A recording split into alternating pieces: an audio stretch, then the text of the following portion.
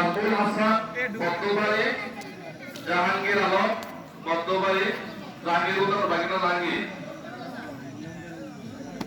আচ্ছা আরেক জাহাঙ্গীর, তারপর মানিক মিয়া আনোয়ার মাস্টার মানিক, মানিক মানিক ফুলগুলিয়াতে কাহিনী হচ্ছে সেই মানিক কই সে তো এলাকাতে খোঁজখবর রাখে, এবার একটু টাকা পয়সা যেহেতু আসছে বাড়িতে কাজ সম্পাদন করার জন্য বাবা হবে একটু সহযোগিতা করতে হবে। তারপর মাহবুব আলম, এই আলম মাস্টার বাড়ি মাহবুব। এরপরে আছে মনির হোসেন, মনির হোসেন আমার মাস্টার বাড়ি।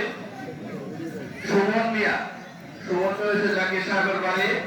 তারপর হচ্ছে আফরিদ, মহিলা মেম্বারের বাড়ি আফরিদ। আব্দুল আলী, আইয়ুব আলী, আইয়ুব আলী সাহেবের ছেলে নাকি আব্দুল আলী বাড়িতে আসলে ইয়াসিন, আমরা বাতিদাই আছি ইতিহাস আছে ইতিহাস কাজের জন্য টাকা দিতে হবে। সাইদুল, সাইদুল তো ডাক্তার আবুল কাসিমের বাড়ি, বাড়ি কোন ছেলে সাইদুল। আলম হোসেন, মরহুম বড় হোসেন, আইনুল হোসেনের বাড়ি। আলমকে চিকিৎসা করার জন্য বিদেশ থেকে আসছে, তারপর সহযোগিতা করবে, আব্দুল্লাহ সহযোগিতা করবে ইনশাআল্লাহ। আমাদের অল্পতেই বড় অসুস্থতা একেবারে সুস্থ করে দেয়, এই নিয়তে আলমকে কেয়ার জন্য টাকা দিতে হবে কেয়ার জন্য। আবু হানিফ, আনোয়ার মাস্টার বাড়ি আবু হানিফ। তারপর আছে উমর ফারুক, উমর ফারুক কি আবু ভাইয়ের ছেলে নাকি? এই উমর ফারুক নাম এখানে তেলাওয়াত করা হয়েছে।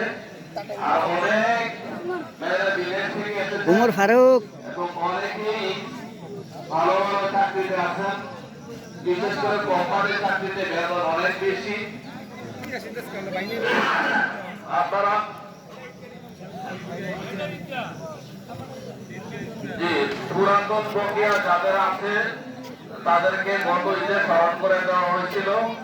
এখন এই ঈদে আর তেলাওয়াত করা হবে না, আপনারা স্বইচ্ছায় টাকা দিয়ে দিয়ে যাবেন আমার বাড়ি থেকে।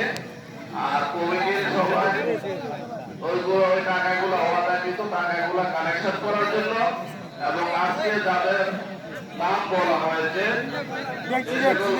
যারা বিদেশে থাকেন, বিদেশ থেকে দাঁড়িয়ে টানে বাবা মা সমাজ আত্মীয় স্বজনের সাথে ঈদের নামাজ পড়ার জন্য এসেছেন বা বাড়ি ঈদ করার জন্য এসেছেন, আপনারা আপনাদের একটা অংশ ঈদগাহের উন্নয়নের জন্য।